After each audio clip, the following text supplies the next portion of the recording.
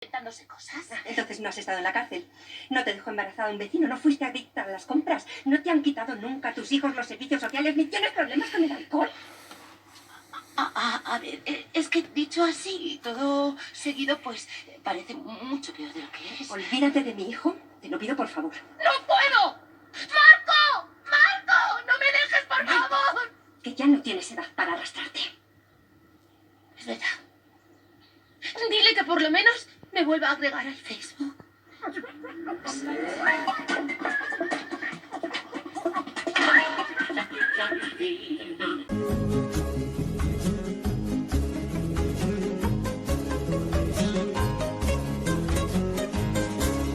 Quên châu si tu cháy một tình nhu kayay ka pasa pusa urhun tapas kasan tapas pamkinapas pawasak